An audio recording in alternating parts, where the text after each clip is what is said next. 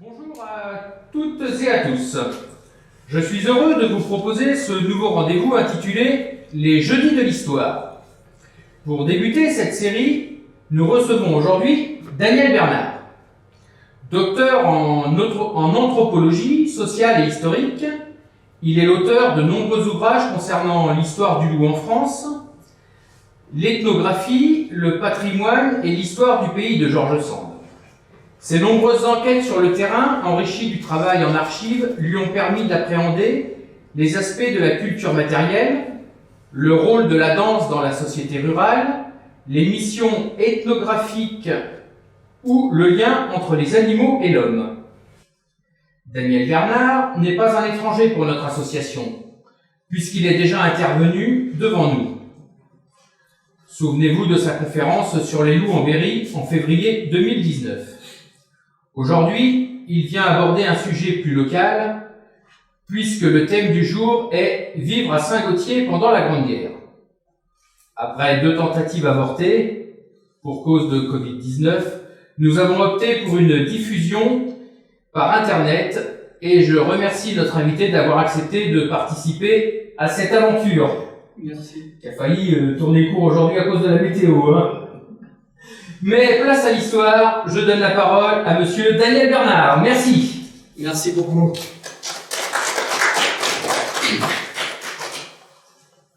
Bonjour mesdames, bonjour messieurs. Après une année d'interruption, c'est la première conférence que je vais donner et c'est avec un réel plaisir que c'est devant vous, pour les habitants de Saint-Gautier et pour cette association très dynamique. Alors aujourd'hui, je vais évoquer l'histoire de Saint-Gautier à travers une correspondance particulière, une correspondance entre 2 personnes qui habitaient au Pot-de-Vin, donc un couple, et c'est de la micro-histoire que j'ai réalisée. Jérôme Charot m'avait proposé d'étudier une correspondance qu'il avait trouvée chez un brocanteur, et il y avait plus de 200 lettres échangées entre une paysanne, finalement, et son mari paysan qui était devenu infirmier à Châteauroux.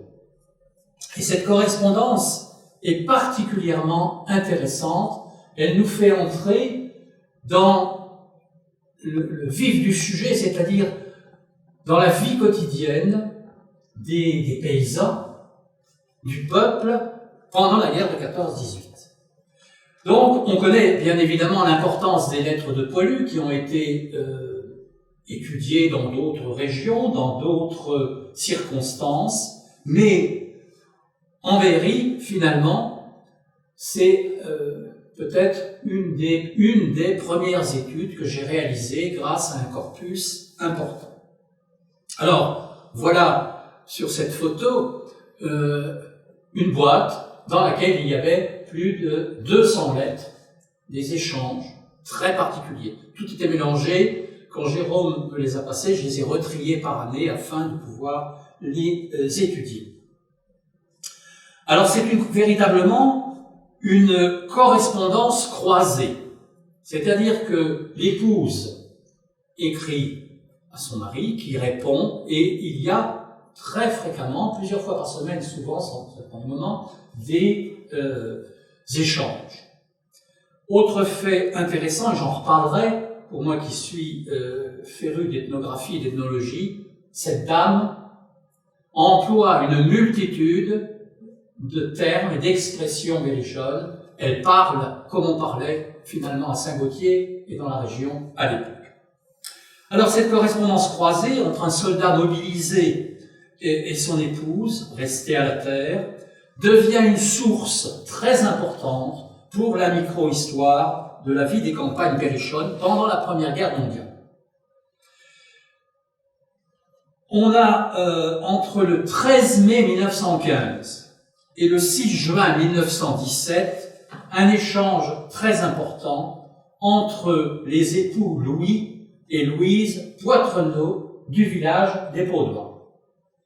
sur la commune de Saint-Gautier, en gros 200 lettres. Pourquoi 2015-2017? Il devait y en avoir après, vraisemblablement, elles ont peut-être été égarées, disparues ou détruites. Donc dans le milieu paysan, cette correspondance imposée par l'éloignement est très importante, parce que dans le milieu paysan, on écrit assez peu finalement. On correspond assez peu, puisque on est dans une autre approche. Mais ce couple séparé par les circonstances de la guerre ne cesse de communiquer, en particulier pendant ces 2 ans. Alors, elle reste au Pot-de-Vaud, lui est à Châteauroux.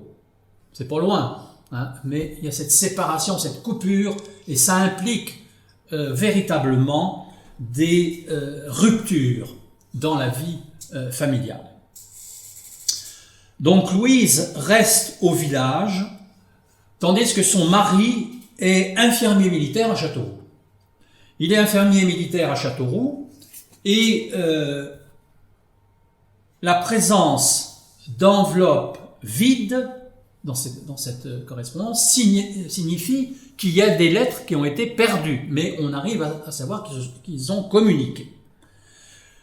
Ne figure pas non plus dans ce lot des cartes postales qu'ils ont pu envoyer, parce qu'on apprend dans certaines lettres qu'ils ont échangé une carte postale. Elles ont disparu. Seules les réponses des époux signalent l'existence de ces cartes postales. Dans ce lot, on trouve aussi quelques lettres de Louis Poitrenaud à ses amis, qui eux sont sur le front, qui sont blessés parfois, qui sont en convalescence ici ou là. Et on a comme ça des petits points sur ces relations militaires. Et puis, on a des lettres de celui que j'ai appelé l'infirmier paysan à sa fille Marie-Rose Poitrenaud. Alors, quand j'ai étudié ce corpus de lettres, j'ai fait une enquête au Pot-de-Vaud,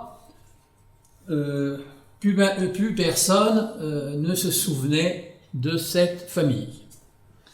Donc, pas d'indication précise.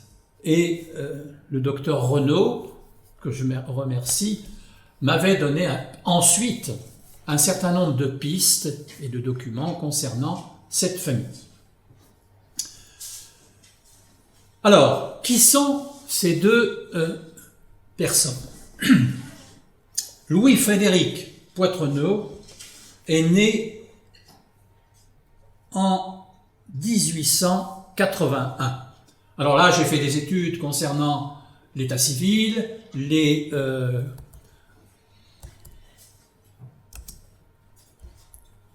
voilà, c'est l'état civil, les lettres.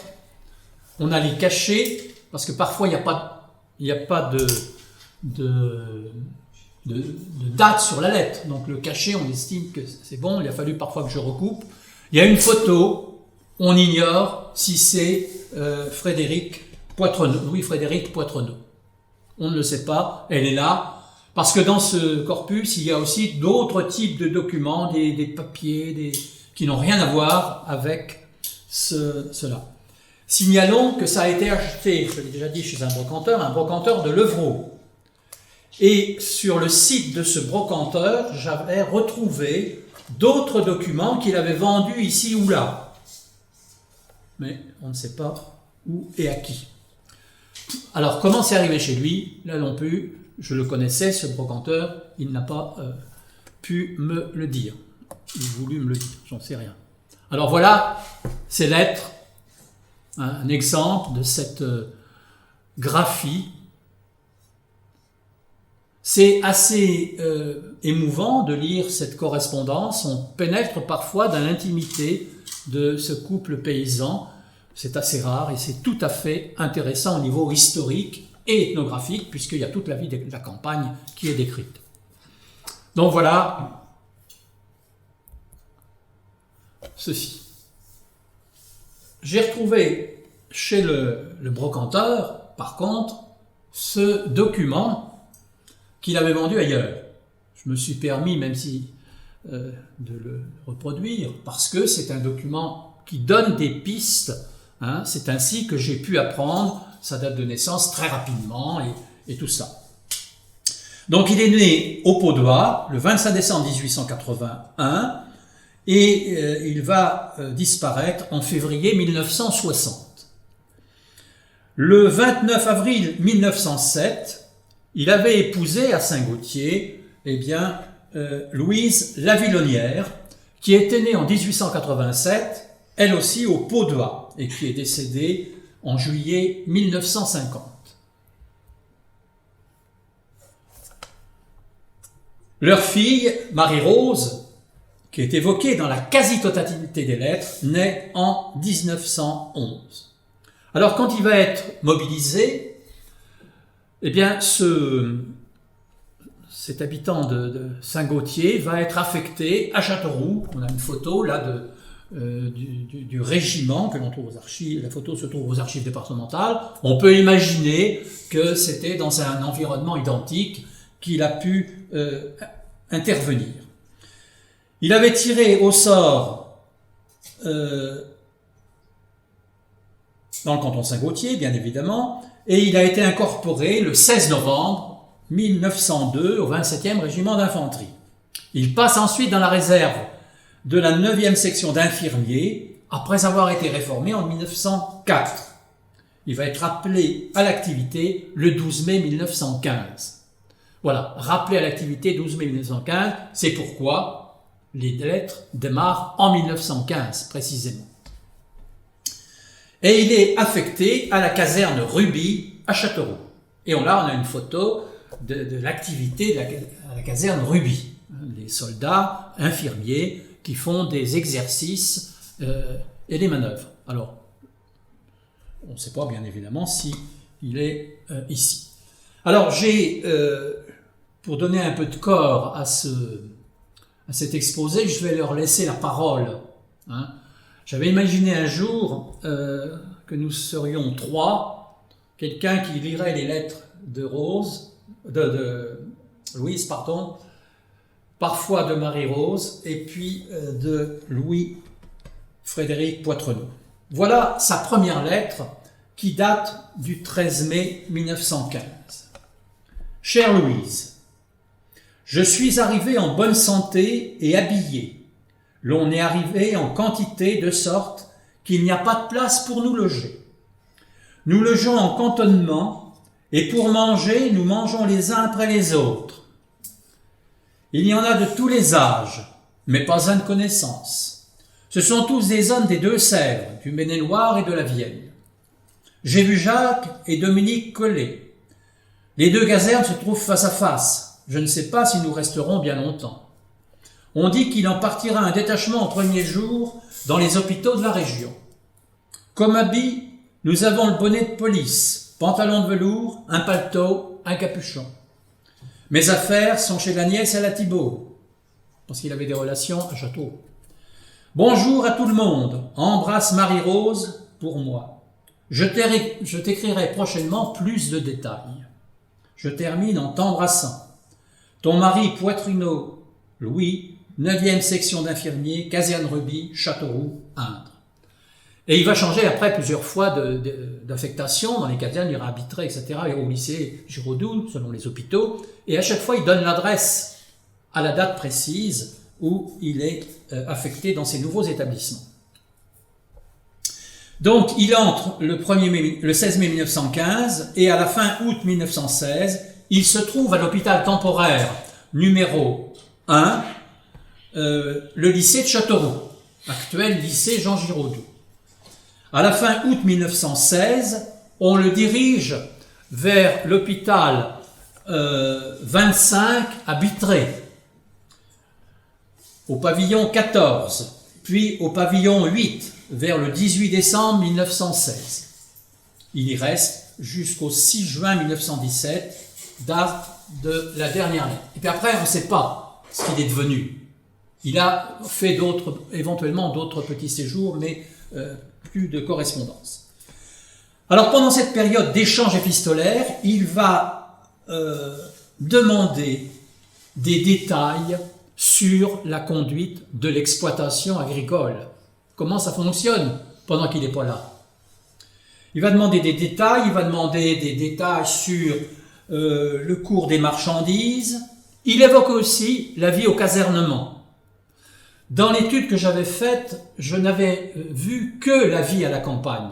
Je projetais une autre étude sur la vie du militaire. Hein. J'avais été en relation avec un éditeur qui voulait éditer cela, mais mon objectif, c'était de publier ces lettres in extenso, comme je l'avais fait pour la paysanne. Alors, on m'a dit, ça n'intéresse plus personne, tout ce genre de choses. Donc, j'ai arrêté ce deuxième volet. Je vais commencer à les transcrire, c'est très long, en particulier les lettres de Louise, parce que elle écrit Coumacoz, donc c'est pas évident. Mais c'est tellement poignant de lire cela. Alors, il évoque aussi les aléas de la vie en collectivité dans ses lettres. Il sort des Paudois, il avait une exploitation, le bois, la nature, les bestiaux, etc. Le voilà confiné avant l'heure dans une caserne. Et évidemment, il évoque surtout les difficultés à obtenir des permissions, en particulier lorsqu'on manque de main-d'œuvre au bourg des Paudois. Mais le 22 novembre 1915, il donne une petite phrase très importante.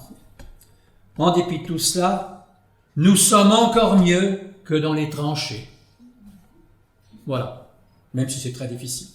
Il évoque sa vie d'infirmier militaire. Il évoque la vie des arrivées de blessés. Je te dirais qu'étant en cantonnement, je couchais juste en face Bonnet, vétérinaire. Nous avons 21 blessés dans la chambre, dont 2 une jambe coupée. Nous sommes 2 pour les soigner et un caporal. Aujourd'hui est parti un 100 pour les dépôts de convalescence du Midi. Il y a dans l'hôpital la mort, le meunier du pont chrétien. Il a le grade d'adjudant. Il a été blessé, le cou traversé de sorte qu'il ne peut presque plus parler. Ça, il écrit ça le 15 octobre 1915. Tous les blessés sont soignés par des infirmiers comme moi, dont certains ont déjà 6 mois de service, et il y a seulement des infirmiers ou des femmes qui viennent faire des massages ou frictionner, et une demoiselle à la salle d'opération pour faire les pansements. Celle-là, je t'assure qu'elle envoie, mais cela ne l'émotionne pas. Après tout est fait par des infirmières, cuisine, des chambres, en un mot, tout le nécessaire des malades. 6 juin 1915. Par 2 fois dans cette correspondance, il va sortir de la réserve imposée par le règlement. C'est-à-dire qu'il va donner des précisions sur le contexte général, sur les opérations militaires ou la vie à l'hôpital. Ne pas oublier qu'il y avait la censure épistolaire. Mais j'ai retrouvé 2 lettres. Alors voilà ce qu'il dit. Bon, je pense que je peux continuer à lire ces paroles, c'est quand même très important, très intéressant. Voilà ce qu'il écrit le 15 juin 1916. Tous les infirmiers qui sont partis au dépôt sont habillés. Ils ont reçu le casque, le masque et les lunettes. L'on pense qu'ils partent directement au front. Et l'on parle de faire partir comme auxiliaire toute la réserve de l'active, c'est-à-dire jusqu'à la classe 1902. Ils les ont tous rappelés au bureau pour prendre des renseignements sur le nombre d'enfants. Enfin, pour moi, il n'en est pas question. À présent, je fais partie de la territoriale. Comme infirmier, il n'en reste pas beaucoup. Au lycée, je suis toujours le seul.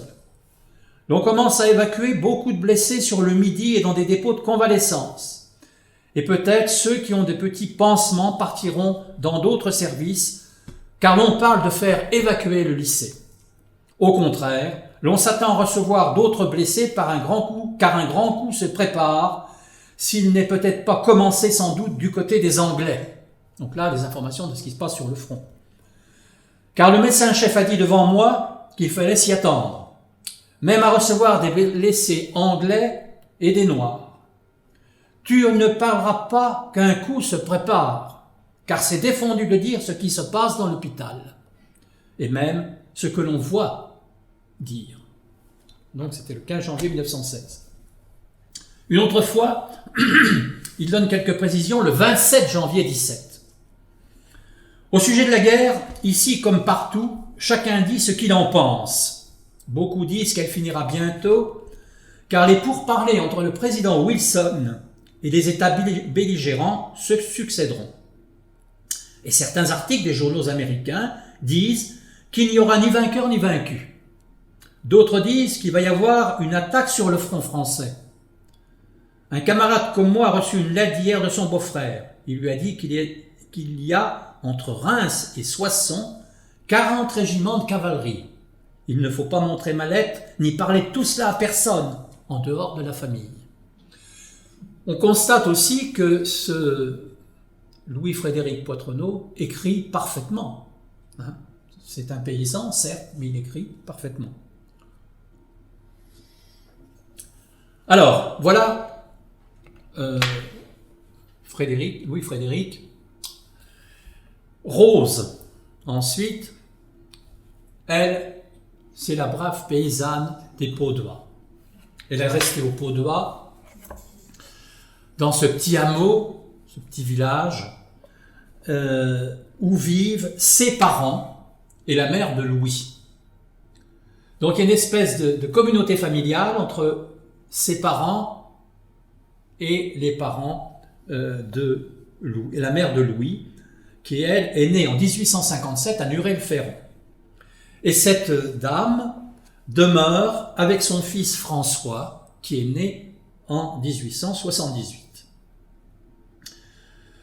Aux portes de la Brenne, ce village des Paudois, que l'époux écrit le plus souvent Pot-de-Va, les Paudois, c'est-à-dire la prononciation locale, elle se situe sur la rive droite de la Creuse, et au début du XXe siècle, on y pratique la polyculture. Alors voilà, dans ce que j'ai trouvé dans le recensement, la composition des Lavignonnières, ils habitent les uns à côté des autres, Philippine, Sylvain, Frédéric, Louise et Marie-Rose. En 1911, il y a 72 habitants répartis entre 21 ménages au Pot-de-Va. Une majorité de journaliers y vivent. On est donc dans un village, dans un hameau tout à fait traditionnel de notre campagne berrichonne. Alors, la correspondance que va envoyer Louise à son époux se présente sous diverses formes que l'on va lire. C'est véritablement une correspondance croisée, échangée entre Châteauroux et Saint-Gautier. Cette correspondance offre des informations très intéressantes et présente plusieurs intérêts. Tout d'abord, sur les aspects de la vie quotidienne dans les deux hôpitaux temporaires, mais ça, je l'ai dit, nous n'y reviendrons pas ici.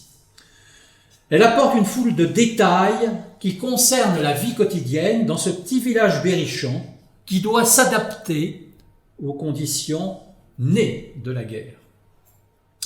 C'est ce second aspect qui va être évoqué ici. Cette correspondance est relativement libre entre les deux époux. Si le mari maîtrise le français, en dépit d'une ponctuation parfois défaillante, donc il faut essayer de bien comprendre, son épouse insère dans sa correspondance, dans ses lettres, des mots en phonétique, des tournures parfois compliquées à comprendre, ce qui nuit un peu à la compréhension. Mais quand on est habitué au langage de nos paysans, j'ai réussi à comprendre ces choses parce que depuis de longues années, je fréquente le monde rural et j'ai interrogé énormément de gens du milieu rural qui m'ont apporté une foule de renseignements. Donc, c'est pas un handicap pour moi. Le mari est moins prolixe que la femme. Vous le voyez sur cette lettre, là, il y a parfois comme ça 2, 3, 4 pages. Elle doit écrire le soir, après les travaux des champs. 2, 3, 4 pages, alors que lui, ça recto verso, et ça suffit parfois sur une page. On peut imaginer qu'il était aussi très occupé, mais de façon générale, il adresse des lettres d'1 ou 2 pages en moyenne. Au grand désespoir de Louise, qui s'inquiète. Qu'est-ce qui se passe? T'as donc pas le temps de m'écrire. Que fais-tu? Quant à elle, elle fait des missives de plusieurs pages, parfois 4 en hiver. Et là, je fais aussi une comparaison. On voit que pendant les travaux des champs, les lettres sont beaucoup plus réduites, et pendant l'hiver, elles sont plus longues. Le travail des champs est en sommeil. Et cette dame fait une véritable chronique de la vie du village et de ses habitants. Et ça, c'est important et c'est très intéressant. Et puis des travaux de l'exploitation. Ces lettres sont fort riches, mais Louise, saute souvent du coq à l'âne. Donc il faut un petit peu faire des arrêts pour bien comprendre, mais c'est très riche. Et ça implique qu'il faut faire souvent des retours en arrière pour comprendre ce qu'elle a voulu dire. Mais on y arrive. En plus, elle donne des tas d'informations sur le village, sur les gens, un tel qui est revenu, la mère machin qui a eu ceci, c'est noté. Elle fait un véritable compte-rendu des nouvelles du pays, du hameau. Elle fait un compte-rendu des travaux agraires. Elle fait un compte-rendu des difficultés de recruter de la main-d'œuvre. 14-18, il y a un gros problème de main-d'œuvre. Les hommes sont au front, souvent. Mais elle donne aussi des informations sur les conditions météorologiques. Enfin, tout. C'est une véritable chronique. C'est pourquoi je voulais absolument publier tout ça, parce que c'est très intéressant et c'est très passionnant. Alors, voilà ce qu'elle écrit. On peut en lire quelques extraits de cette lettre-là, si vous arrivez à lire. Bon. Les Paudois, le 14 mai 1915. Cher ami. Alors, parfois elle l'appelle cher ami, cher mari, parfois mon chéri, ça dépend des moments. Je fais réponse à ta lettre qui m'a fait bien plaisir de savoir que tu étais arrivé en bonne santé. Je voudrais bien savoir que tu pourrais rester à Châteauroux. Si en cas tu voyais partir, si en cas tu voyais partir plus loin, tu nous enverrais 2 mots. Si tu as besoin de quelque chose, il ne faut pas te gêner. Tu n'auras qu'à me le dire. Cher ami, j'étais tellement bouleversé du départ de ton voyage. J'avais ma petite photographie dans ma poche. J'ai oublié de te la donner. J'aurais été bien contente que tu m'aurais avec toi. Je serais bien contente si tu pouvais venir en permission. Tu l'emporterais avec toi. Nous avons fini les pommes de terre au sarrasin de fer, et j'ai été à la messe pour l'Ascension. Je te jure que si mes prières étaient exaucées du bon Dieu, que la guerre serait bien vite finie. J'ai été à la mairie faire ma déclaration pour recevoir. Et nous avons mené les vaches au champ chez vous et chez nous. Alors dans cette correspondance, j'ai pensé, j'ai pas compris tout de suite, chez vous, c'est chez les parents, chez nous, c'est dans le couple. Les uns après les autres aux bergères. On craignait qu'on se batte, on craignait qu'ils se battent, mais elles n'ont pas été méchantes. Alors elles donnent même des nouvelles des vaches. Elles n'ont pas été méchantes. On les mènera maintenant à la comble. C'est pas facile la première fois pour passer le chemin de Saint-Gauthier. Ce matin, ton frère a versé les pommes de terre derrière la maison Bailly. Marie-Rose dit que son papa est parti soigner les malades, et puis que tu y rapporteras une balle. Et le soir, en se couchant, elle dit « Il vient donc pas, mon papa ?» Je lui dis que si. Cher ami, quand je rentre dans ma chambre, je la trouve bien grande et bien triste. Je ne peux pas dormir, je pense à toi nuit et jour. Mais que veux-tu? Il faut penser que ça finira prochainement et que nous unirons ensemble. Et parfois quelques détails comme ça, très personnels. Chez vous et chez nous se portent tous bien et désirent que tu sois de même. Tout le monde se joint à moi pour te souhaiter bien le bonjour et t'embrasser de grand cœur. Ne pouvant pas t'envoyer un baiser de bouche, je te l'envoie du bout des doigts, ainsi que Marie-Rose.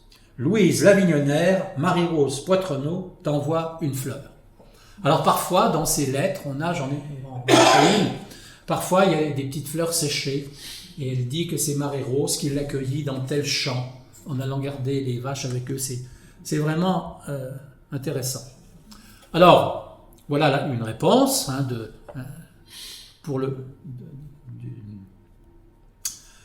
du mari. Voilà ce genre de correspondance croisée. Parfois c'est écrit au crayon de papier, difficile à lire, ou à l'encre, un peu passé. Donc il faut faire un travail de dépouillement. Là, on est vraiment dans la micro-histoire, c'est-à-dire on cerne la vie des gens au plus près. Alors,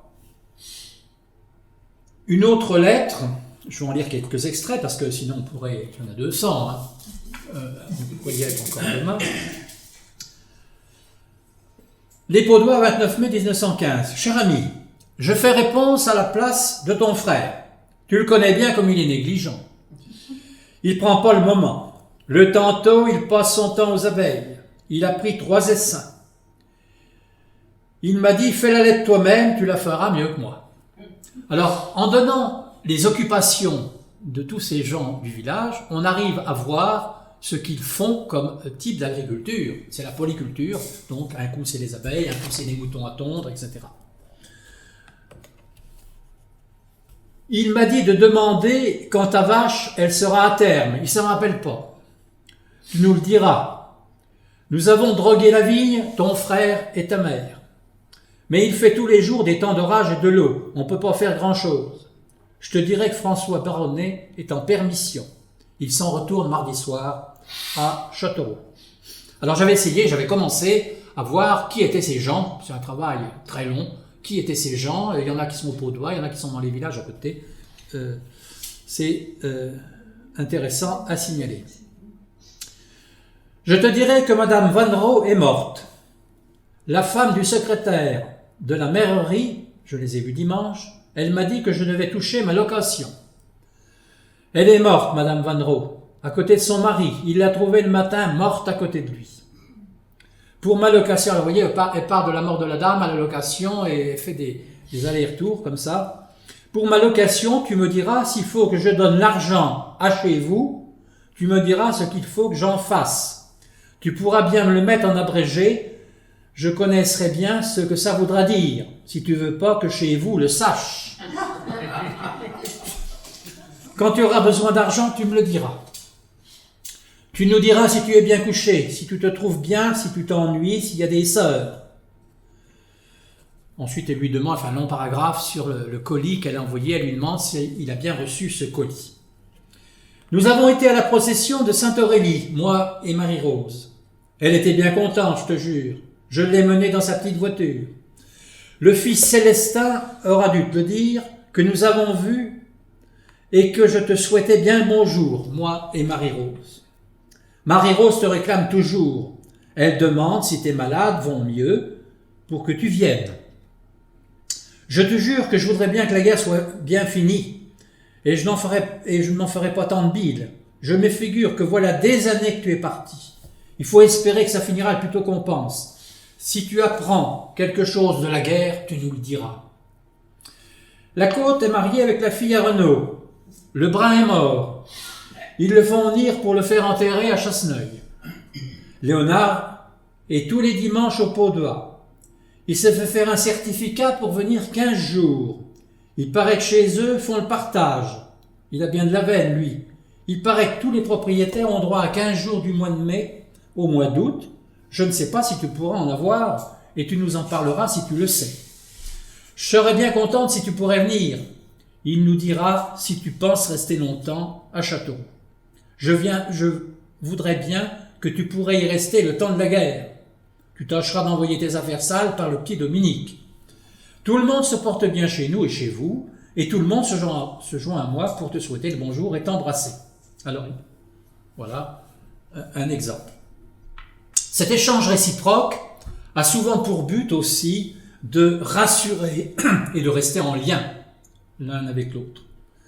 Tout en étant informé de la vie du village ou de l'emploi du temps du mobilisé, eh bien, on a des informations très précises. Toutefois, peu d'annotations concernent le domaine de l'intime. Puis s'il y a eu des choses trop intimes, je ne les aurais pas publiées, bien évidemment. Si ce n'est là, ici ou là, la présence de mots affectueux. À bientôt, mon cher cœur, dit Louise le 1er octobre 1915. Ta femme et ta petite Rose qui pense à toi, qui t'aime et t'embrasse d'amitié et d'un grand cœur en février 1917. Parfois apparaissent l'ennui et la solitude. Donc on a aussi tout cet aspect psychologique d'une paysanne restée seule. Je fais ma lettre dans ma chambre à la veillée, le soir de la foire. Je veille toute seule. C'est pas si gai que quand tu y étais. Tu t'en rappelles bien, mon cher trésor, qu'on était après chauffés tous deux. Je me figure que voilà déjà un siècle que tu es parti. Je m'ennuie bien. Décembre 1915. Pailleron se marie aujourd'hui. Ils ont un joli temps. Elle va coucher avec un homme, et moi à rien. 25 avril 1916. Voilà, mais c'est tout à fait audible. Les époux vivent dans l'attente des permissions, qui d'ailleurs sont souvent repoussées. Il y a des demandes de la part de Louis-Frédéric qui sont repoussées par les autorités. Au fil des lettres apparaît constamment l'attente des permissions donc, et l'inquiétude, due aussi au manque de nouvelles. Elle écrit souvent « Tu ne me donnes aucun détail, le temps dure. Tu ne me dis pas comme tu es. » Elle a peur pour la santé de son mari. Donc voilà un certain nombre, voilà ces lettres de l'épouse. Alors, maintenant on va aller au Paudois. Au Paudois, on est à Saint-Gautier, commune de Saint-Gautier. Les Paudois sont à l'ouest, à gauche, à droite, pardon, sur cette carte, vous le voyez là-haut, c'est un petit village, dans une campagne plus ou moins bocagère, aux limites de la Brenne. La lecture de ces lettres met en évidence de nombreux thèmes récurrents. On y présente le poids des contraintes météorologiques, on y présente les diverses productions, on y présente l'élevage, les travaux agraires, le problème de la main-d'œuvre, les formalités administratives qui sont accomplies par l'épouse, qui s'en va à la mairie, comme a dit, à Saint-Gautier, pour essayer d'avoir soit des subsides, soit des documents pour la permission. On y apprend donc aussi des aspects économiques, la sociabilité du petit village, un tel qui a fait ça, parfois elle est très, très virulente vis-à-vis d'une dame, je pourrais en lire quelques petits passages, et les faits divers, comme on pourrait dire les potins du village, tout est conservé. Alors le poids des contraintes météorologiques, je les ai cassées par thème, donc après avoir tout décrypté, tout dépouillé, j'ai retravaillé tout ça, sans modifier bien évidemment. On sait que la météorologie conditionne la vie rurale. Le temps impose des contraintes. Beaucoup de lettres contiennent des précisions détaillées sur ce temps, aussi bien à Châteauroux qu'au Paudois. Le paysan s'inquiète des incidences du temps sur l'avancement des travaux et la préservation des récoltes à venir. La grêle, les orages empêchent de poursuivre la fenaison, perturbent les moissons, perturbent les battages, tandis que les grandes chaleurs deviennent problématiques pour l'élevage. En juin 1915, elle écrit « Tu nous demandes si ça grêlait. La grêle a fait pas de mal chez nous. Ça tombait quelques grésilles dans l'eau, mais ça n'a pas fait de mal.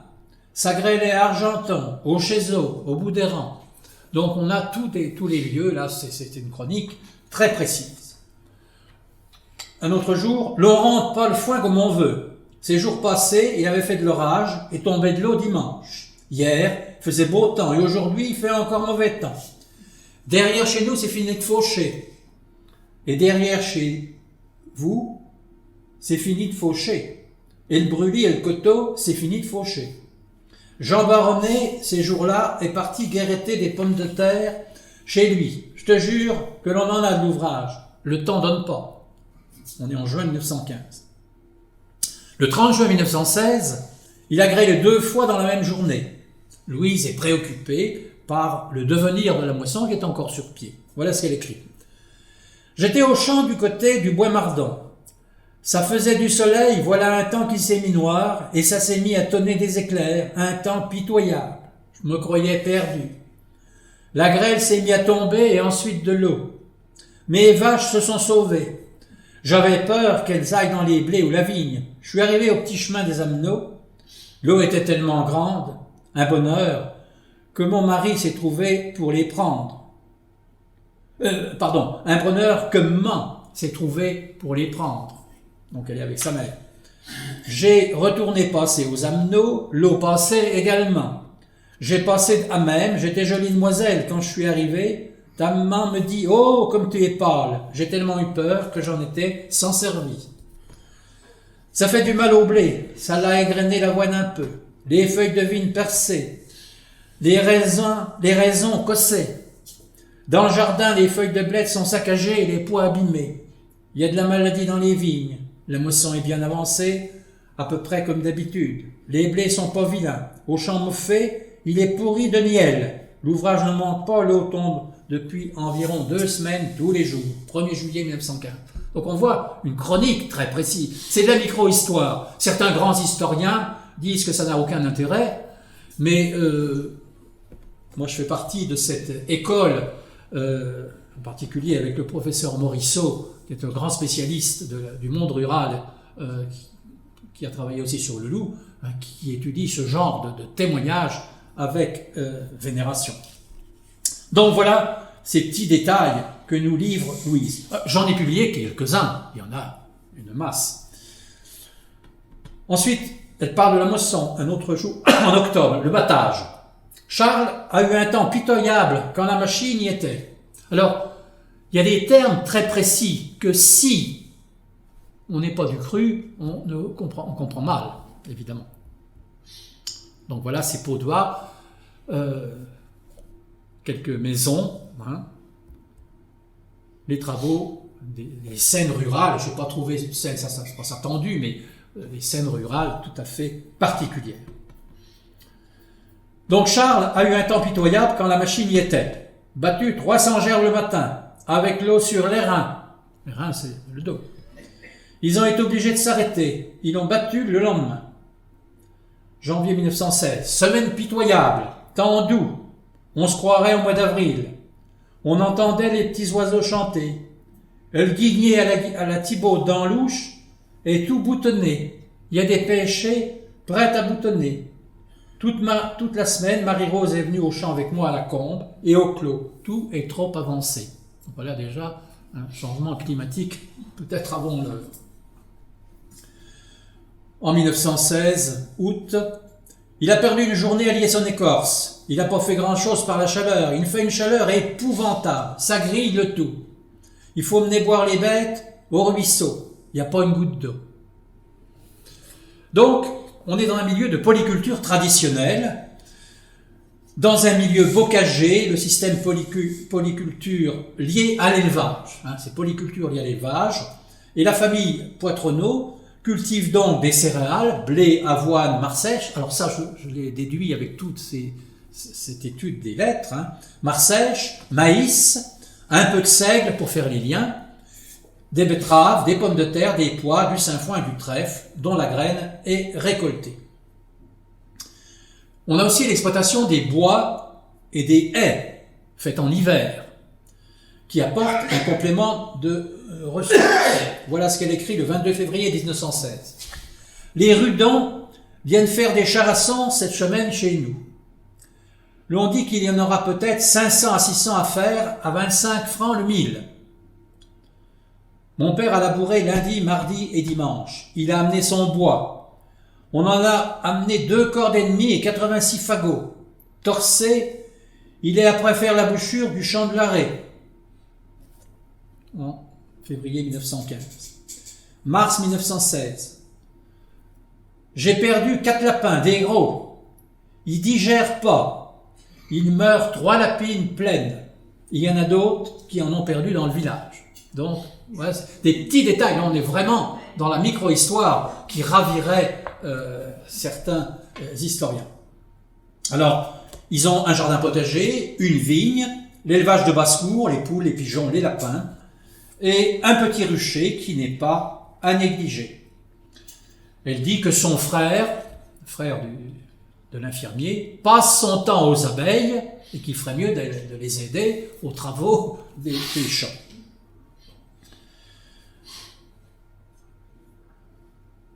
Le 4 mai 1916, Louis a commandé des cadres de ruche et 3 feuilles de cire gaufrée, de quoi garnir 6 cadres à grenier. Donc, il fait des achats à Châteauroux, peut-être chez Palisse, qui est un apiculteur très renommé à Châteauroux, on n'en sait rien. Et il ramènera ça lors d'une prochaine permission, lorsqu'elle arrive. Ils élèvent des bovins, des ovins, quelques chèvres, voilà tout le cheptel de la famille. En juin 1915, elle écrit « La vache a pas encore fait veau, et je te jure qu'elle a un joli remois. » Alors, remois, elle est, qui approche du terme. Un autre jour, la petite vache a amené une petite taure. Elle est grosse comme le veau d'une grosse vache. Mais elle est immaniable. Elle a donné des coups de pied. On est obligé de l'agenouiller et d'y mettre une corde dans les cornes, dans les pommelles. Elle a tapé ma mère par terre et le veau, ça y arrive souvent aussi. Elle nous en fait voir.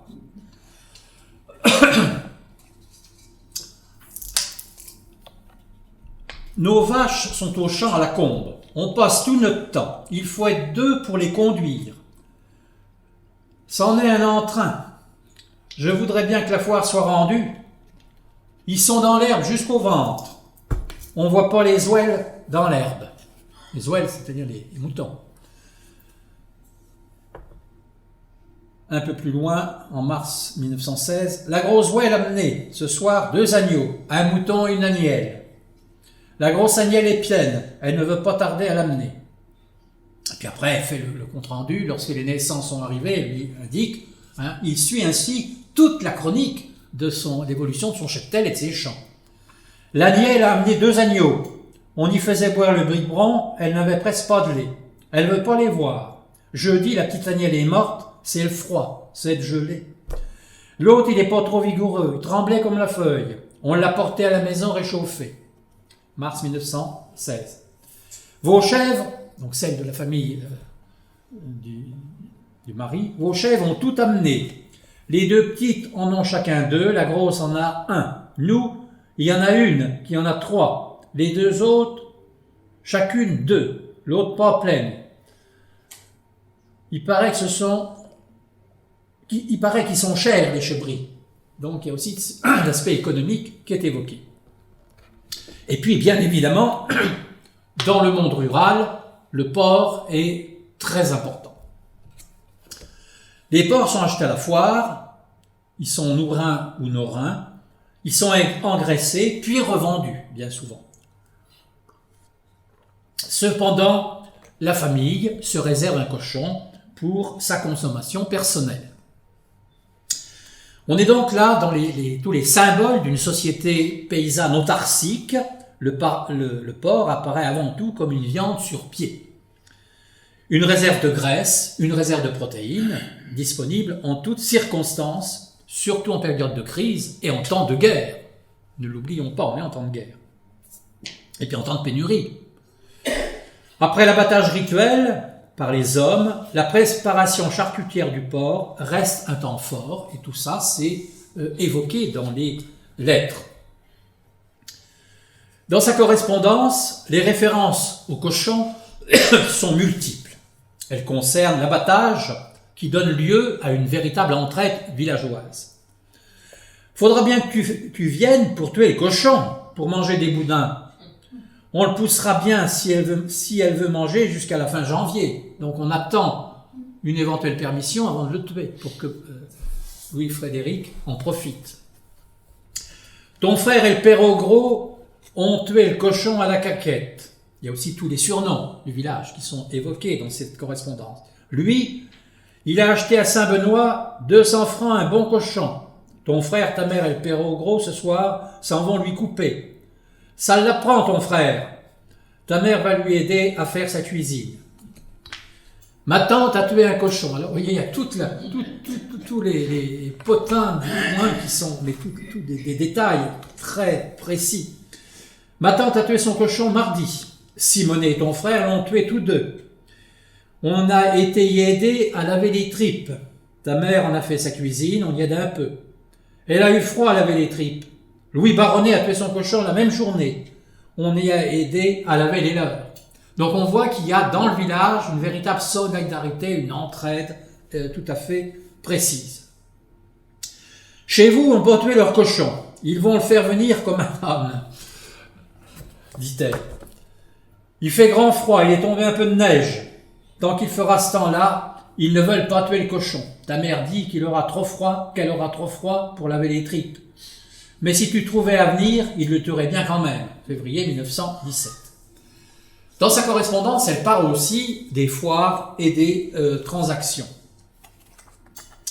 Alors, nombreuses informations sur les foires.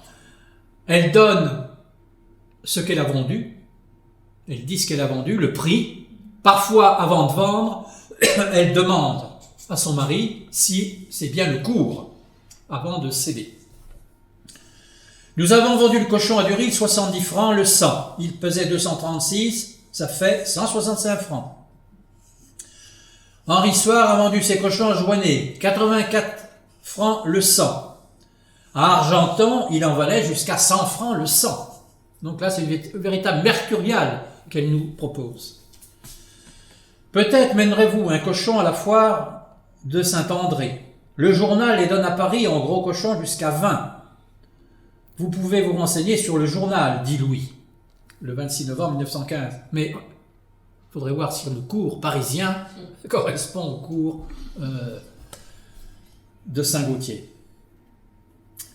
Donc, on a une véritable mercuriale, on sait qui a vendu quoi, vente des bestiaux, des bœufs. Les bœufs sont vendus, elle fait des comptes rendus des foires, la foire de Saint-Gauthier. Aujourd'hui, la foire du 22 décembre.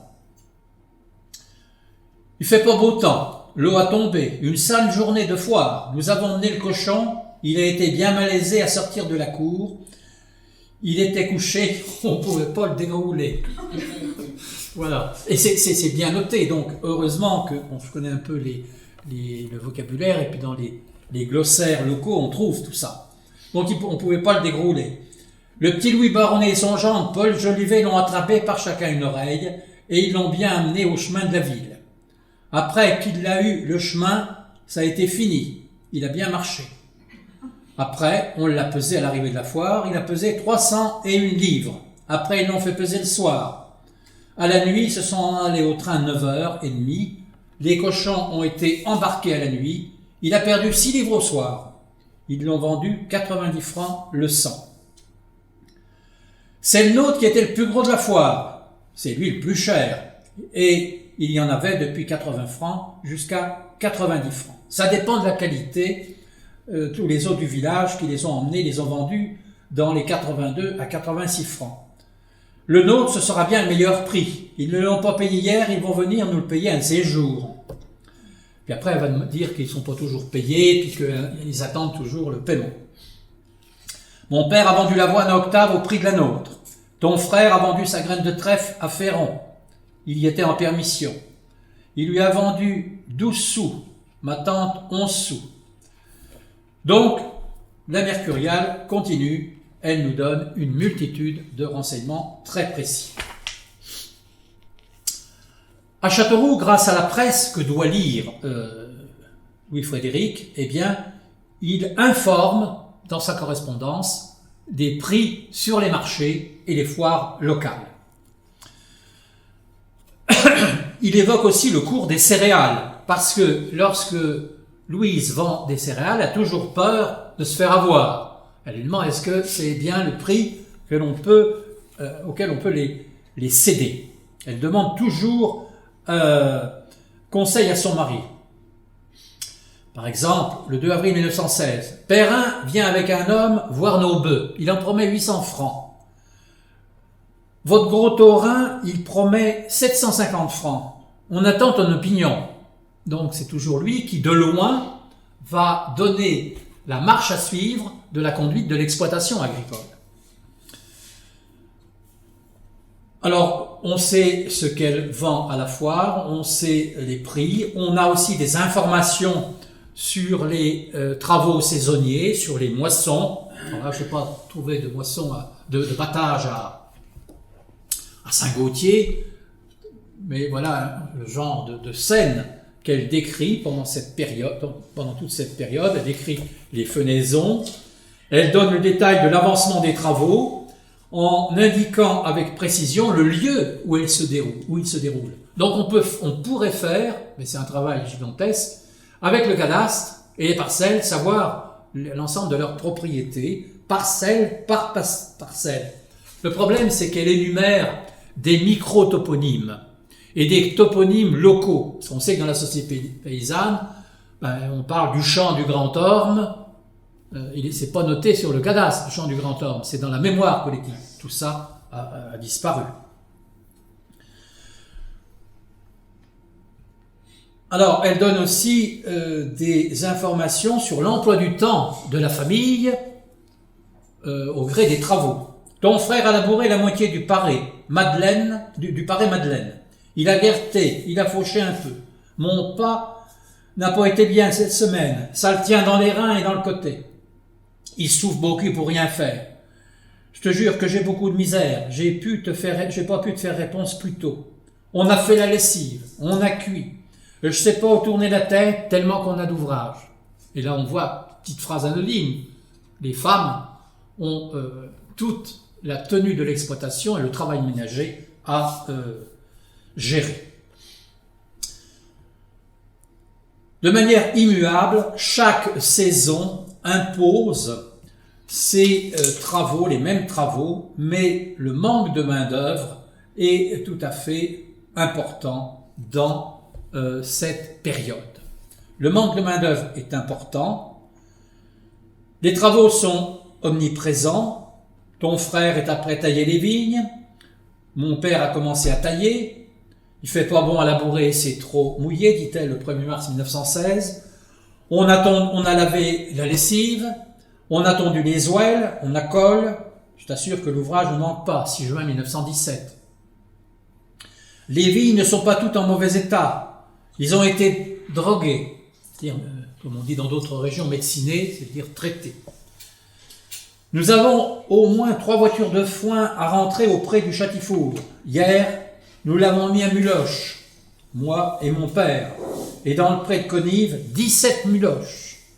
La grange en bas est pleine, et la petite grange en haut, ça peut plus y en loger, une petite voiture. Je ne sais pas ce qu'on fera du reste. Ça nous a toujours bien fait travailler. Alors après, elle dit qu'elle a fini de rentrer les foins. Après, le père commence à RC, et toutes les précisions suivent. Samedi, il y a 177 boisseaux de pommes de terre d'arracher aux sarrasins. Tout est très précis.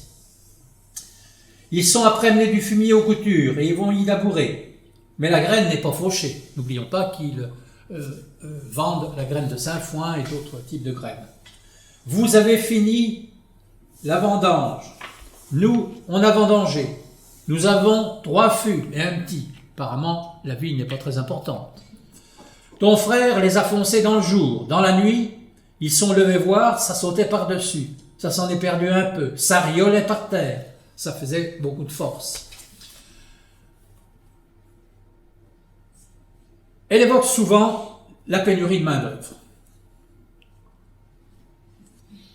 Elle évoque la pénurie de main-d'œuvre parce que depuis la mobilisation, il y a une désorganisation du marché de la main-d'œuvre masculine qui touche les campagnes. Ça, c'est très important tout au long de cette période. Certes, des mesures existent pour y remédier. Les mobilisés peuvent obtenir des permissions de 15 jours pour les travaux saisonniers, les labours, le battage ou les vendanges. Mais va-t-on avoir une permission si on a 3 fûts de vendanges à récolter? Ça, c'est un autre problème. Les hommes du service auxiliaire bénéficient de sursis spéciaux. Et puis, on a des prisonniers allemands qui peuvent être employés, et on a des dépôts dans la région qui sont importants. Les entrepreneurs de battage ne manquent pas d'ouvrage, mais ils ne peuvent pas satisfaire tous les exploitants. Louise évoque, au cours de ces années, les difficultés à trouver une équipe disponible. Ils sont, comme on dirait aujourd'hui, un mot qui n'était pas connu au Paudois, ils sont surbookés. Voilà ce qu'elle dit en août 1915. Ma mère était à l'Épinat. Elle a vu ce grand connive qui y est venu et lui a dit qu'il battait à 15 francs le cent ou bien à 85 francs, mais qu'il s'en allait à Neuville, mais qui nous battrait bien ensuite. Ensuite, elle a vu passer l'autre de chez Paco. Elle était arrêtée, elle prend pas l'eau, on la prendra pas. Donc la machine ne marche pas.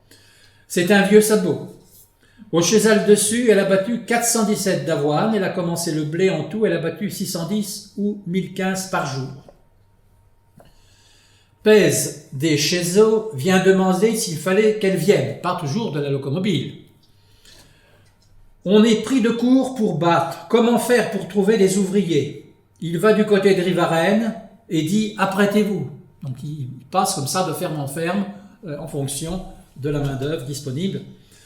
Du coup, ma mère a été voir la batterie au Petit P, à la partie de Neuville, elle va au Chézeaux, ensuite elle viendra chez nous.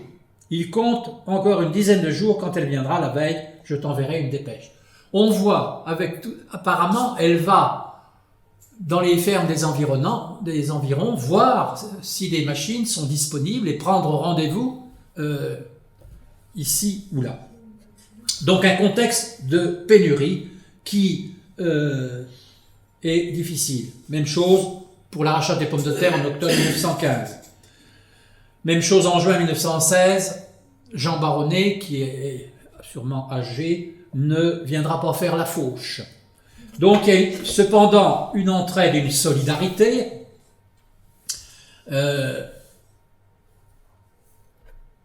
On se prête les animaux, par exemple, une telle, elle a dit à ton frère qu'il pouvait bien prendre la jument pour mener la graine pour aller chercher du vin, c'est que sa jument était à sa disposition.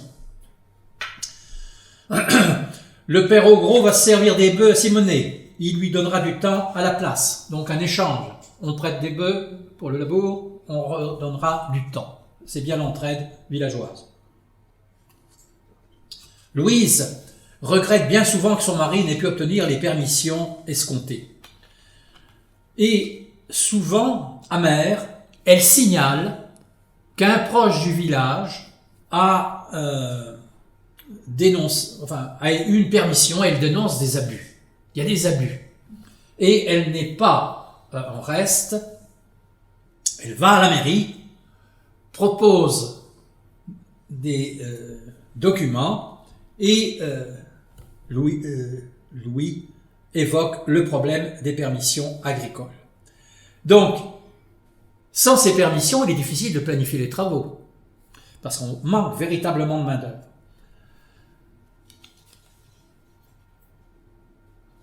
Elle va à la mairie, comme elle dit, pour accomplir les formalités, pour avoir des aides financières, pour toucher des aides, pour aussi demander des allocations. La loi du 5 août 1914 accorde une allocation d'1,25 € par jour, plus une majoration de 50 centimes par enfant de moins de 16 ans, c'est le cas de Marie-Rose, donc elle a ces subsides qu'elle va parfois réclamer à la mairie lorsque ça n'arrive pas assez vite. Elle se rend donc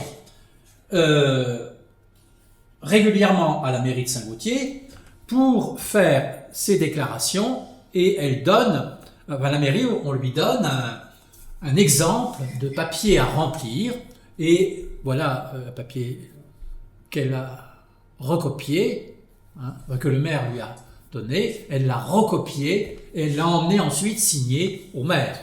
Alors elle l'avait envoyé à son mari à Châteauroux, qui l'a renvoyé, et puis on a tout un tas de précisions. Elle évoque aussi le problème à toucher ses locations. Donc ces locations, ce sont d'autres subsides qu'elle reçoit. Elle va très souvent demander, lorsqu'elle va à Saint-Gautier, pour des achats, pour des éléments multiples, elle va très souvent demander une permission avec ce type de document qu'elle recopie. Alors, Louis lui dit en août 1915, pour la batterie, envoie un certificat mettant qu'il y en a pour 3-4 jours. Donc elle refile à la mairie, il y en aura pour 3-4 jours. En septembre 1915, il lui dit, tu mettras propriétaire, cultivateur, exploitant environ 50 hectares, dont 1 hectare de vigne. Reste 3 hectares de blé ensemencé. Donc, parfois, ça marche. Elle demande des renseignements multiples. Il y a toujours cet échange entre les époux. Elle dénonce ceux qui profitent du système. La Simonette, dit-elle en juin 1915, la Simonette a été touchée sa location. Elle a vu bon argent. Elle a demandé si le certificat à son mari était parti. Il y a dit que oui, qu'il y envoyait tous les jours des certificats. Eugène à Pierre Baronnet, il n'est pas parti, il a redemandé, il était en permission, il a redemandé, il a encore 8 jours.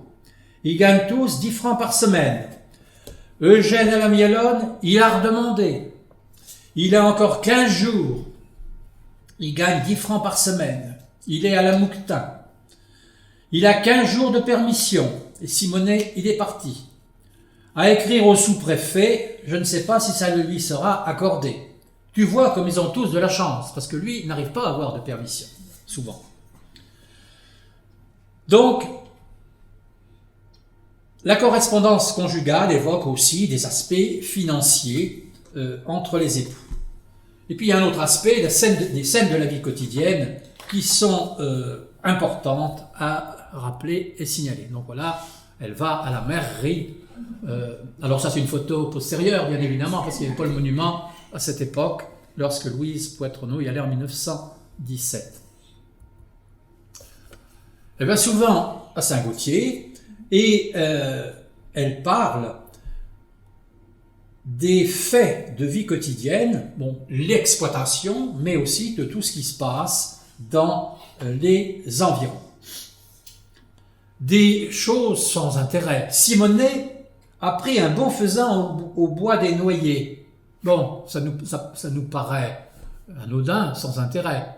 Sachez que la chasse est interdite et que le braconnage est répréhensible. Donc, elle dit encore que ce dénommé Simonet a enfreint la loi. En effet, il y a le pullulement des animaux nuisibles Et ensuite, la chasse sera rétablie. Et elle dit où les gens du village vont à la chasse. Louis Portrait, colonel et Brisquet sont arrivés en permission. Ils vont à la chasse. Sous-entendu, il ferait mieux de travailler. Ils vont à la chasse. Auguste Pinardon est arrivé en permission. Il va à la chasse avec Robinet et le petit Jocinet. Donc, voilà des détails. Si tu étais venu en permission, vous auriez été presque tous les soldats du village. Donc là, beaucoup avaient des permissions. Ton frère nous a tué des agroles. Nous avons mangé une bonne soupe. Petit détail, la soupe au corbeau, qui était bien évidemment rituelle et traditionnelle dans ces périodes de pénurie. Elle donne aussi des détails lorsque la terre est en repos, nettoyer les étables, faire de la vannerie rustique. Mon père a été enrhumé, il fombraye, il a bien rien fait, il bourrinait dans la cour. Ton frère a fait un petit paillon à Marie-Rose, il est grand à y mettre un chat. Elle met la chatte couchée dans le paillon, elle est contente. Il a fait une dresse pour vous. Donc ça c'est les occupations des veillées d'hiver. Louise transmet à son époux des nouvelles des Paudois et évoque une multitude de faits de la vie et de la sociabilité villageoise.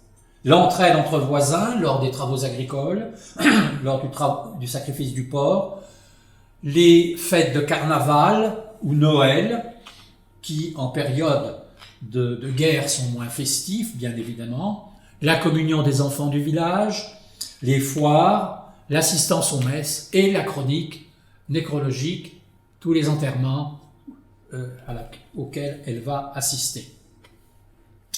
Elle fait état du décès des voisins ou des membres de la famille sans négliger aucun détail. La mère Torsette est morte, elle est enterrée jeudi à 10h. J'ai été à l'enterrement avec ta mère. Pornet, il était dans un domaine auprès de Saint-Luc. On l'a trouvé mort, mars 1916. Ma tante Douche est morte. Nous avons reçu une dépêche lundi tantôt. Il y avait tante morte, enterrement mercredi à 10h. Ça nous a bien ennuyés, nous avons été chercher mon père qui labourait. C'était après tout sa sœur. Voilà qu'un jour qu'il ne pouvait plus rien faire. Et elle raconte l'enterrement et tout ce qui s'est passé. Tu me demandes s'il y a des disparus? Non, j'en vois pas, je n'en vois plus aux environs. La correspondance informe aussi les soldats du devenir de leurs mobilisés sur d'autres points du front.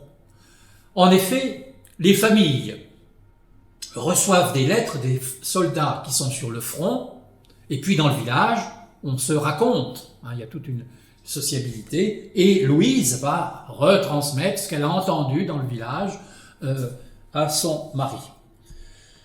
Les lettres de Louise donnent des nouvelles transmises par les permissionnaires aussi, qui viennent parfois du front, et qui racontent ce qu'ils ont vu, par le courrier qui arrive au village, et les nouvelles se diffusent de bouche à oreille.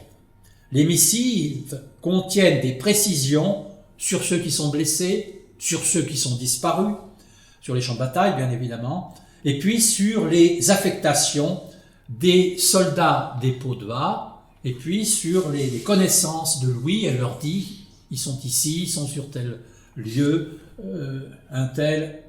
Par exemple, en octobre 1915, Clément est déjà avec le Titi dans les tranchées. Ils ont trinqué ensemble. Gius est à Arras dans les tranchées. Jacques Mareilla est en Serbie et Dominique Collet. Brisquet dit qu'il va y aller aussi. Donc là, on a toutes les affectations de ces soldats. Eugène Baronnet à la Gunie a les pieds gelés. Et François est dans la Champagne, par là. Le garçon à l'Ardaud de Chezal dessus s'en va en Tunisie dimanche soir. Et le garçon à Bailly s'en va lui aussi à 9h. J'aime mieux te voir à Châteauroux, dit-elle dans une autre lettre, que si tu étais sur le front. Il y a un grand combat en ce moment, dit-elle le 4 mars 1916. Ernest Lhuillier a été enseveli par un obus et d'autres de ses camarades avec. Il ne cause pas. Il l'a écrit à son frère Georges et ce matin, il a écrit. il dit qu'il pense qu'il va être évacué plus loin. Et elle donne au fil du temps des nouvelles de ces gens du village. Par exemple, c'est Ernest L'Huillier. Et maintenant à Bordeaux, en mars 1916, il recommence à parler. Robinet de Volia, qui est marié à Neuville, a une jambe de coupée du 2 février. Alexandre Roy n'a pas écrit depuis 13 jours. Ils sont au désespoir. Et quand on voit sur le site Mémoire des Hommes la trajectoire de cet Alexandre Roy, eh bien, on voit qu'il est né ici et qu'il est mort pour la France en 1916. Effectivement, elle écrit le 16 juin 1916 au roi Alexandre Roy est mort le 29 mai. Et on voit bien que ça correspond en gros à ce qui est noté sur le document. Il est mort le 29 mai. Sa dernière lettre, il avait écrit qu'il s'en allait à l'attaque, que s'il ne revenait pas, il avait donné son adresse à son caporal. C'est le caporal qui l'a écrit à Titi, et le Titi, c'est lui qui l'a annoncé chez eux. Ils en ont fait une vie. C'est bien triste. Donc voilà la mort, l'annonce de la mort d'un soldat. Une autre, 14 novembre 1915, le gendre à Paul Janvier est mort. Son camarade l'a écrit à sa femme. Si c'est bien malheureux que ça finira pas, dit-elle. Et puis, dans ses lettres, elle lui transmet des faits divers et des ragots du village. Des accidents qui ont pour cadre le village, les commérages, tout y passe. Pourtant, la quiétude, on peut imaginer que la quiétude des habitants des Pourdois est de règle. Parfois, il y a eu un vol de bois. On a vu les gendarmes arriver au Pourdois.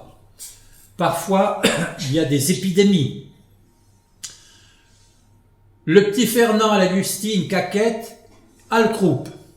Monsieur Arnat, il vient tous les jours le piquer au sérum. À la maisonnette, il y a un petit garçon et une petite fille qui ont le croup et ça s'attrape. Le médecin dit qu'il faut que la maison soit blanchie avant que d'autres enfants y rentrent. C'est contagieux. La mère Torsette a la fièvre typhoïde. Je m'ennuie à cause de Marie-Rose et tout le monde au village pareil. J'ai fait un petit pochon de camphre, je lui ai mis dans le cou. Donc là, les remèdes traditionnels à côté des remèdes officiels, bien évidemment. Paul Torcy, il a 15 jours, il était à la batterie. Il y a une planche de l'auto qui a sauté en l'air et il a été blessé. Un train de marchandises de 9h30 le matin a déraillé en face de chez nous. Alors il doit y avoir une voie ferrée près des Pourdois, ou un peu plus loin là, près de... Oui, plus loin. Il paraît qu'il y a beaucoup de dégâts. J'ai essayé de chercher dans la presse, je n'avais pas trouvé de renseignements. La femme enceinte, celle qui boit, celle qui se boit, celle qui obtient trop facilement des permissions, toutes sont passées en revue. Et elle écrit tout ça. Louis peut être ainsi au courant de ce qui se déroule au village. Les ragots, les potins, que seuls peuvent saisir les gens du cru, ne sont donc pas absents de cette chronique villageoise. Elle parle d'une femme. La journée qu'ils l'ont battue chez Simonet, elle était saoule tout le temps. Tout le temps. C'était pas Simonet, je ne dis pas le nom de la dame. Le soir, elle dormait à la fenêtre, appuyée à la chaise. Donc, et des tas de détails tout à fait importants. Non, s'il y a des descendants de Simonet, c'est pas cette dame Simonet qui était saoule tout le temps. Mais ça doit être des voisins très proches. Torcé et Simonet sont tous les jours chez eux, ils font bien enrager le monde. Torcé va au bois avec sa dame, je te jure qu'elle est bien consentante. Ils veulent bien dire qu'elle y a bien été, qu'elle est enceinte. Ils ont été soi-disant acheter une bourrique au blanc. Un petit détail, et ça continue, j'arrête là. Antoinette doit être rendue avec un petit qu'elle a attrapé à l'hôpital. On dit que c'est avec un aviateur. Si c'est pas chagrin de son mari. Puis elle la qualifie d'un nom particulier. Terminons cette chronique par l'arrivée de la fée électricité au Pot-de-Vin. Alors aujourd'hui, il y a des fils partout au Pot-de-Vin, mais en février 1917, on pense déjà à l'arrivée de l'électricité. Nous allons avoir l'électricité prochainement. Les trous sont faits sur la route, voire chez la Momo. Elle va au moulin et elle monte au Pot-de-Vin. Elle traverse Sarrazin, ensuite tu le verras bien. Les électriciens mettent les fils pour l'éclairage, 22 mai 1917. 6 juin, l'électricité. Les fils sont posés dans tout le village. Il n'y a plus qu'au-dedans à mettre. Ils attendent les fils, c'est bien gentil. Il faudra donc attendre les années 20 pour que l'électrification des campagnes se développe et que les Pot-de-Vin soient reliés au réseau. Donc, voilà cette correspondance, très importante, une fleur cueillie par Marie-Rose, la petite fille. Cette correspondance conjugale d'un grand intérêt et dont la richesse n'est plus à démontrer. Il reste encore de nombreuses pistes à exploiter dans cette correspondance. Les relations sociales dans le village peuvent être approfondies, bien évidemment. Les liens entre les individus au sein du village. La reconstitution des familles par les alliances matrimoniales, donc il y aurait tout un travail gigantesque à faire, par le biais de la généalogie. Un nouveau chantier à défricher, donc, qui pourrait aussi mettre en lumière la constitution et l'organisation de la propriété des Poitreneaux, grâce à l'apport de la toponymie dans un premier temps. Malheureusement, pour la microtoponymie sur le terrain, il n'y a plus d'anciens qui sont capables apparemment, d'abord je ne sais pas s'il y a beaucoup d'anciens au Pot-de-Vin, mais qui ont vécu la guerre 14, c'est terminé. Donc la toponymie locale a disparu, donc il y aurait simplement que les plans cadastraux. Le recours à la presse peut aussi apporter des renseignements. Le recours au mercurial officiel, parce qu'elle nous donne une multitude d'informations. Est-ce que c'est réel? L'analyse du langage. Là, je n'ai évoqué que quelques mots, mais il y en a une multitude dans cette... on pourrait presque faire un glossaire du langage de Saint-Gauthier à partir de ce qu'elle dit. Il faudra aussi prendre en compte le contenu de la correspondance de Louis, que j'ai occulté ici et aujourd'hui. La correspondance des hôpitaux temporaires Castelroussin vue par un paysan infirmier. Il y a eu des études qui ont été faites sur les hôpitaux militaires. Malheureusement, ces études très sérieuses ne donnent pas la parole aux gens, aux infirmiers. Et là, on a vraiment la parole d'un infirmier. Donc ça, c'est à analyser. Enfin, l'enquête ethnographique peut aussi, peut-être, auprès des anciens, retrouver des faits de la vie traditionnelle. Ainsi, cet essai de micro-histoire, contenu dans une boîte, qui a été sauvé par Jérôme Charot, qui l'a acquise, nous donne une multitude d'informations sur les circonstances de la guerre et finalement c'est un hommage à ces deux paysans que l'on a pu faire aujourd'hui en ravivant leur mémoire. Ces gens du peuple des campagnes berrichonnes, oubliés de tous, il y a plus d'un siècle, et qui nous livrent un témoignage exceptionnel. Donc, cette correspondance privée avait été livrée à l'injure du temps. Combien de ces lettres ont subi le même sort? Des centaines de milliers. Là, c'est un hasard. Alors pourquoi s'est-elle retrouvée chez le brocanteur de Levroux, ça c'est un autre problème.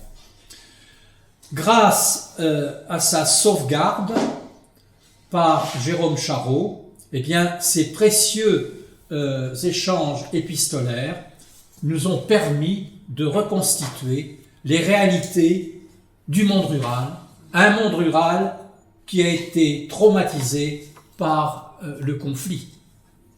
Et il faut encore remercier Jérôme Charot d'avoir sauvegardé ce pan de la mémoire locale. C'est très important au niveau historique et non pas de la petite histoire banale. C'est un élément très important. Je vous remercie de votre attention. J'ai peut-être un peu été long, mais j'ai voulu absolument donner la parole à ces deux personnes que j'ai côtoyées à une époque en travaillant sur leur correspondance, n'ayant pas tout dévoilé, bien évidemment, parce qu'il y a des choses que l'historien ne censure pas, mais s'abstient de dire, parce qu'il peut y avoir encore des descendants. Je vous remercie tous infiniment d'avoir écouté cette conférence après plus d'un an de silence de ma part.